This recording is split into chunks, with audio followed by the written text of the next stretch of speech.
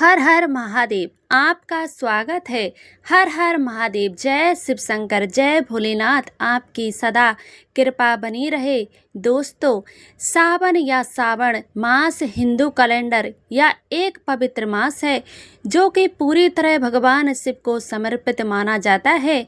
इस वर्ष 2025 में सावन मास की शुरुआत 11 जुलाई से हो रही है और समापन 9 अगस्त को होगा।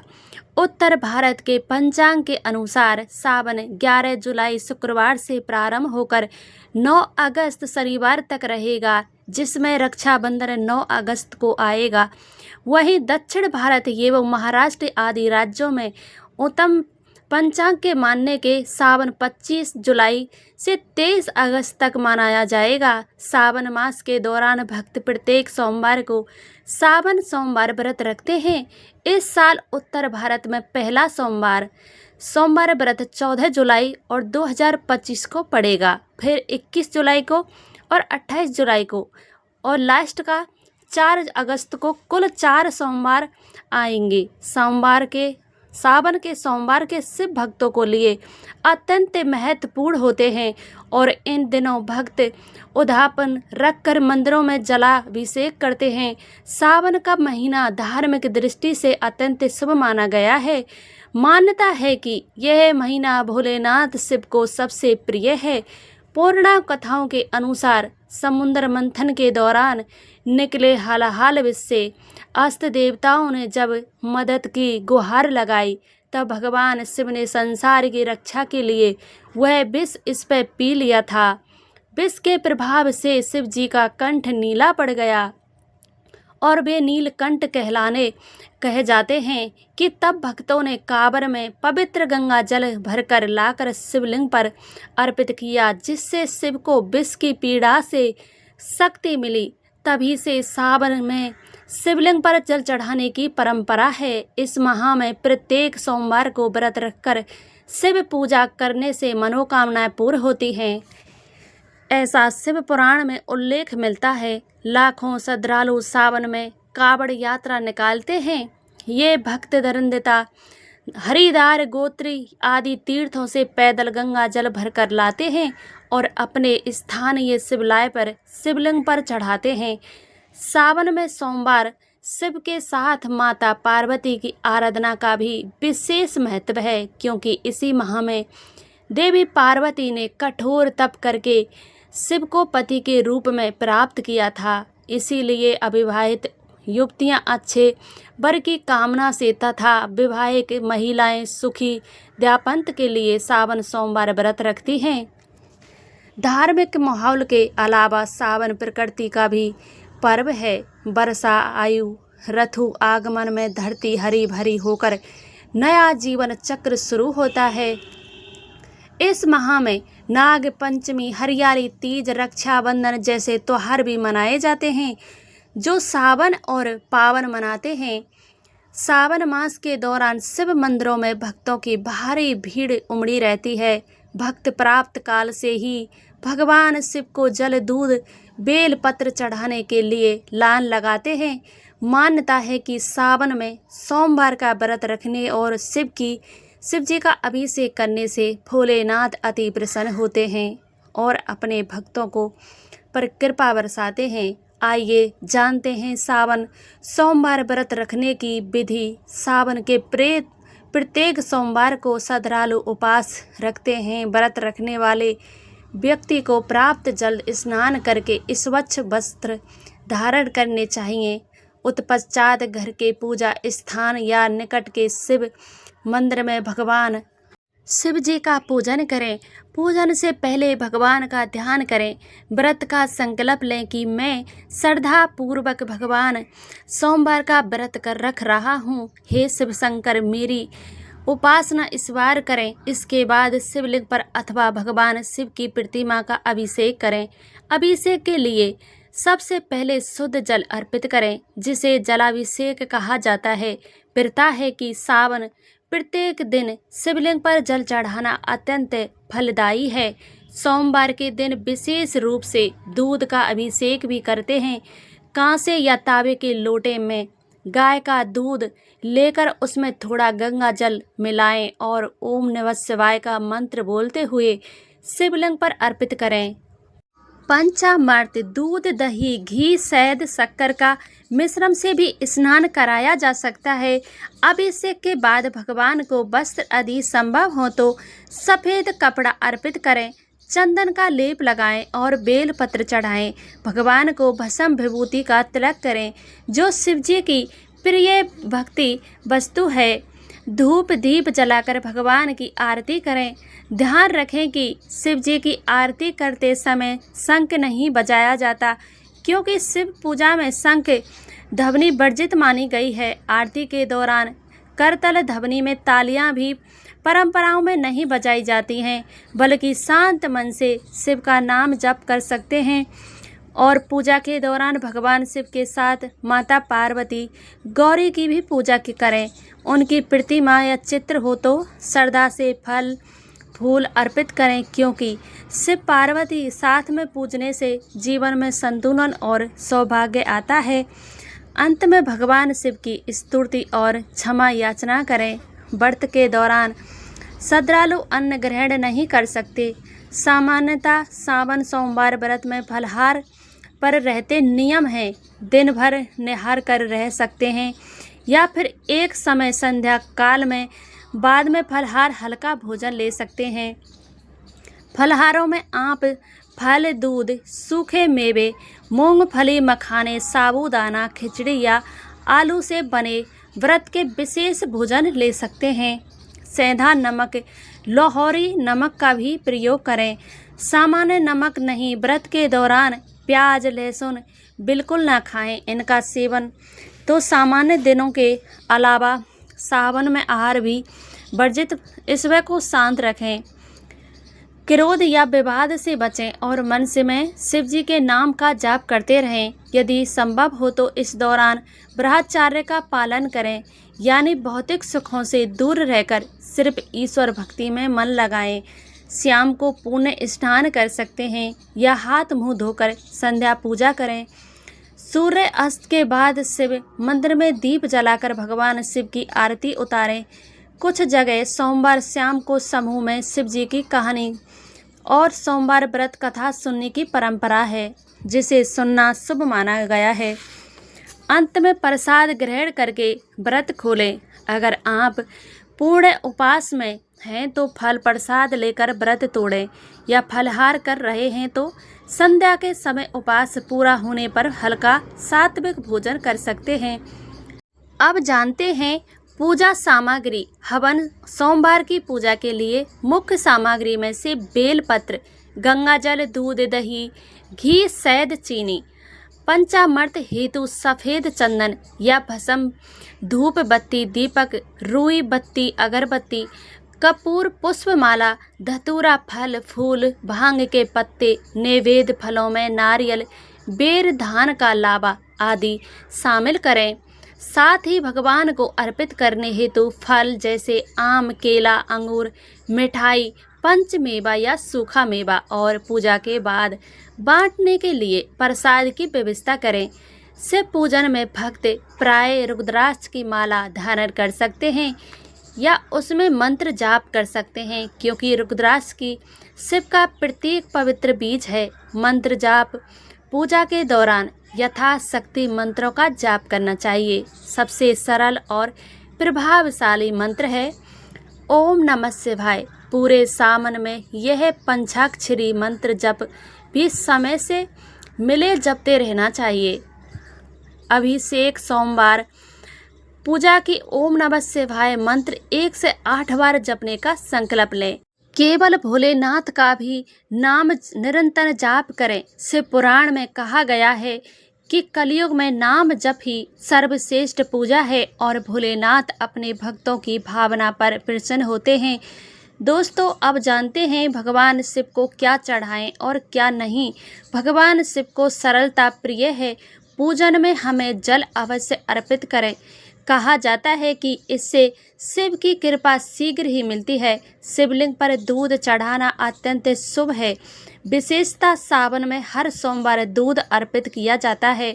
आप शुद्ध गाय का कच्चा दूध या पतला किया हुआ दूध चढ़ाते समय बेलपत्र अवश्य चढ़ाएं। 3 पत्तियां वाले बेलपत्र को हल्की कुमकुम लगाकर या यूं ही धोकर शिवलिंग पर अर्पित करें। ध्यान रखें बेलपत्र टूटे फूटे ना हो, पूरे और हरे होने चाहिए। मान्यता है कि प्रत्येक सोमवार कम से कम 21 बेलपत्र चढ़ाना चाहिए। शिव जी को धतूरा फल और उसके फूल सफ़ेद या हल्के बैंगनी रंग के भी चढ़ाए जा सकते हैं। ये भगवान शिव को अति प्रिय हैं क्योंकि ये विषैले होते हैं और शिव जी ने हलाहाल विष का पिया था, तभी उन्हें विषैले कहा जाता है। भांग के पत्ते या भांग से बना प्रसाद भी शिव को चढ़ाया जाता है। इसके अलावा अक्षत साबुत चावल चढ़ा सकते हैं, मगर चावल कच्चे और साबुत होने चाहिए, टूटे चावल नहीं। फूलों में शिव जी को मंथार, आँख के फूल, कनेर, उपराजितिया, नील कमल, नीले कमल आदि चढ़ाए जा सकते हैं। खासकर सोमवार को सफ़ेद फूल चढ़ाना शुभ कहा गया है। नैवेद्य में भोग हेतु सीजन फल जैसे नारियल, बेर, अंगूर और मिश्री या गुड़ अर्पित करें। क्या नहीं चढ़ाना चाहिए? शिव पूजा कुछ मर्यादाएं भी हैं जिनका ध्यान रखना आवश्यक है। तुलसी का पत्ता भगवान शिव को अर्पित नहीं किया जाता। तुलसी दल भगवान विष्णु को प्रिय है, किंतु शिव जी की पूजा में इसे वर्जित माना गया है, क्योंकि पुराण कथाओं के अनुसार तुलसी वरदा ने शिव जी को श्राप दिया था।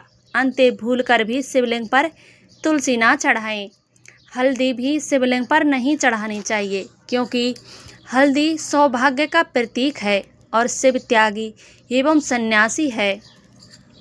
शिव पूजन में कुमकुम रोली का प्रयोग भी बहुत कम होता है। शिवलिंग पर कुमकुम का तिलक नहीं लगाते, सिर्फ चंदन या भस्म का लेप किया जाता है।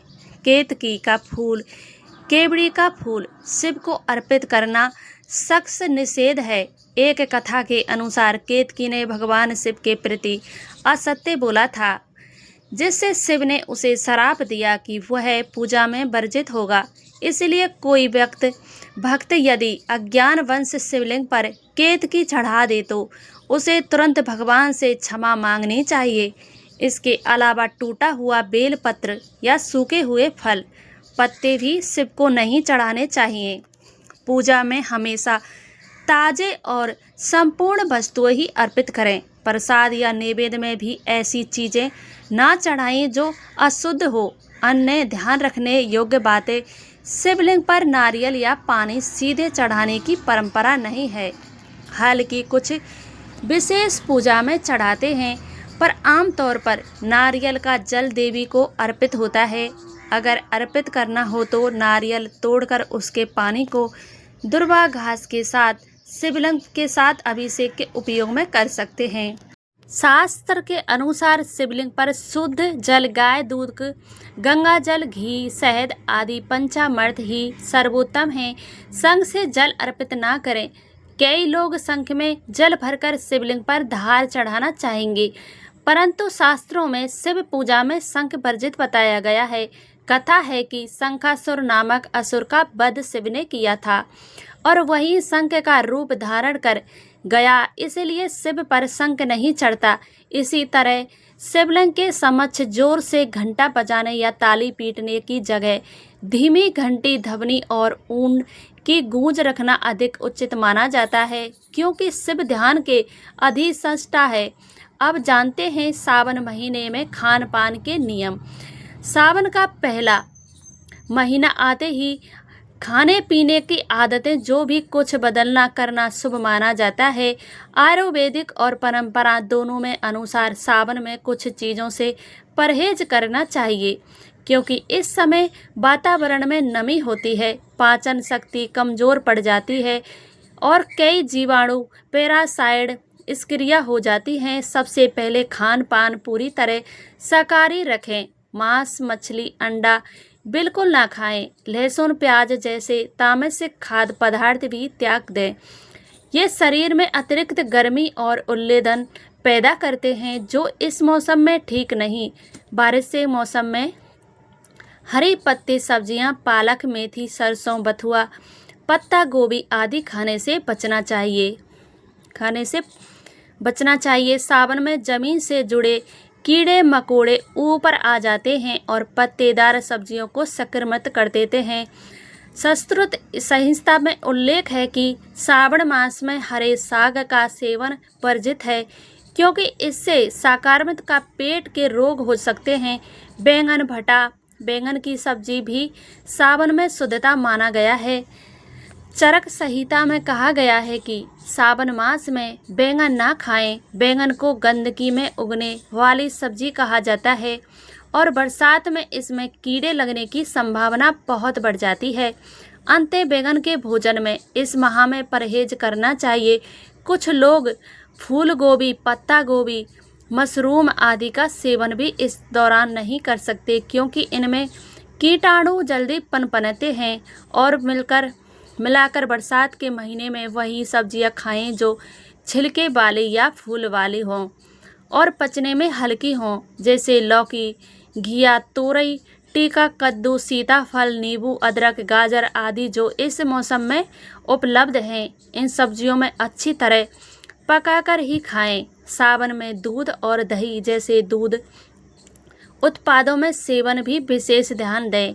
बरसात में गाय भैंस आदि संक्रमित घास खा सकती हैं, जिससे दूध में हानिकारक जीवाणु आ सकते हैं। इसलिए सावन मास में कच्चा दूध पीने से बचें। दूध को उबालकर ही उपयोग या असंभव हो तो दूध का दान करें। इसमें सेवन कम से कम। दही की तासीर ठंडी होती है और इस मौसम में पहले नमी के कारण सर्दी जुकाम का खतरा रहता है। इसीलिए दही खाना भी कम करें या बिल्कुल ना लें। चिकित्सा की दृष्टि से भी बारिश में पाचन कमज़ोर होता है। जो अधिक तली भुनी भारी चीज़ें ना खाएं। करी, खड़ी जैसी चीज़ें भी सावन में कुछ लोग नहीं लेते, क्योंकि इन्हें पचाना भारी होता है। कुल मिलाकर सात्विक भोजन करें। ताज़ी सब्जियों का सादा भोजन, मूंग दाल जैसी हल्की दाल, गेहूं या बाजरे की रोटी और मौसमी फल खाएं।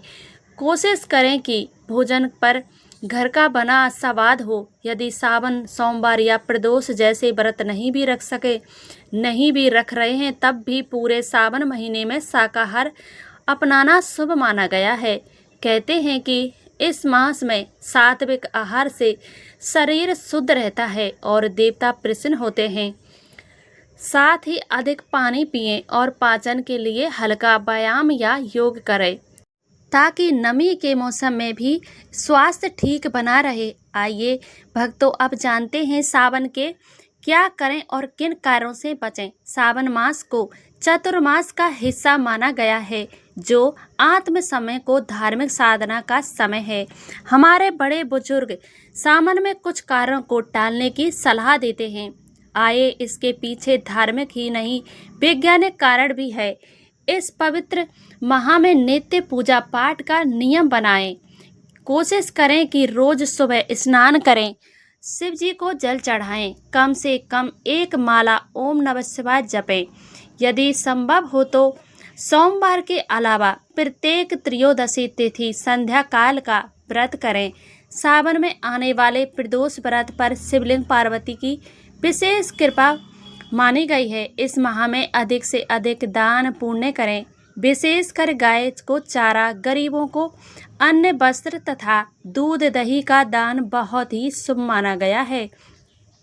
घर में मुख्य द्वार पर तुलसी या किसी भी पवित्र पौधे को लगाएं या पानी दें। हरा भरा परिवेश सकारात्मक ऊर्जा बढ़ाता है। सावन में यदि कोई नंदी बैल शिव का वाहन आपके दरवाजे पर आए तो उसे यथाशक्ति भोजन कराएं।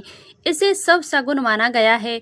वातावरण शुद्ध रखने के लिए घर में समय समय पर गाय के घी में भूसा जलाया जाता है।